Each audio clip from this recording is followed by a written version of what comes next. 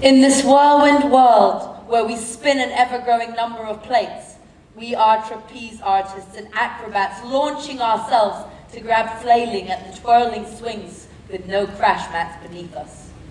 In times like these, I think back to my original source of comfort and peace, the true land I come from, my mum. I'm still reminded of the safety of having once been a part of her when I take long train rides or when I'm on a boat, asleep below deck, the waves sloshing against the sides. Glug, glug, glug, glug. We breathed subconsciously then, not needing to think about breathing, but now it's the purity that's harder to find, and we've had to become obsessed with air quality. There is something about how the tainted smoke burrows into lungs. Mine, yours, and can you remember the last time it had been crystalline, clean? There is something about how a pollution mask should not feel snug, fitting, at home, over our mouths, as if it had always deserved to be there, filters buzzing and corruptors thus floating in the realm that we reside in, dependency burning at the stake. Oscar Wilde once said, "All women become like their mother. That is their tragedy. No man does, and that is his."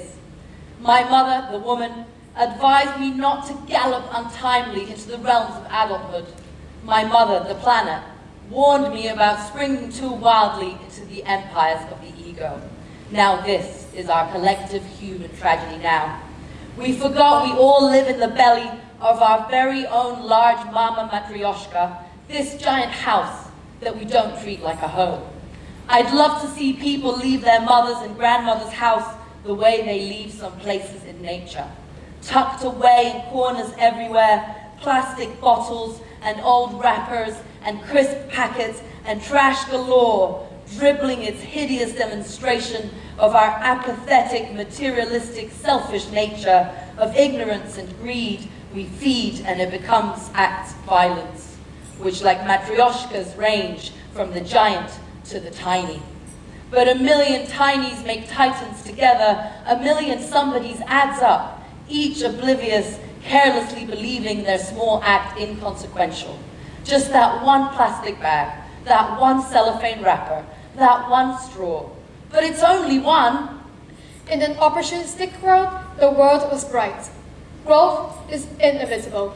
Time passes, leaving queries and reminiscence in its wake.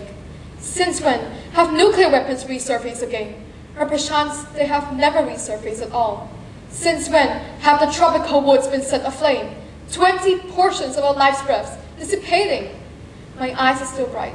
Their lights have merely narrowed. Since when have immoral ethics wound their way to society? 9 years ago, I would have not understood those words, biting and barking at themselves, discrimination and unacceptance galore. But back then when I was your age, I thought consequences were only something the young had to face.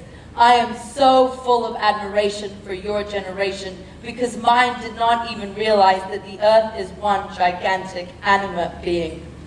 Thus, while I wished my childhood away on common, unsophisticated dreams of a romantic, endlessly social adulthood without curfews or rules, the earth became more clogged and choked and suffocated, its seas soiled, its soil strangled, and many of its inhabitants blinded by selfishness. Blinded, all right, but not wholly. That is what most people don't know, with their degrees to the loss of sight. There is something about the murky horizon, something about how it stretches away with each second as if daring you to call it real. Uncertainty plagues the cracks that we are so assured of, dreamless and unimaginative.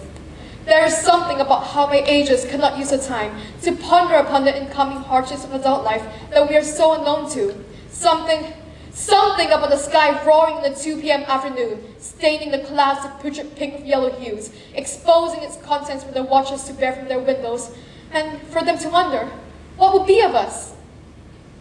I wish I knew what was ahead. I wish that it would come sooner, so that we are no longer left in confusion, in the dark. Once I wished I could grow up, move, and leave.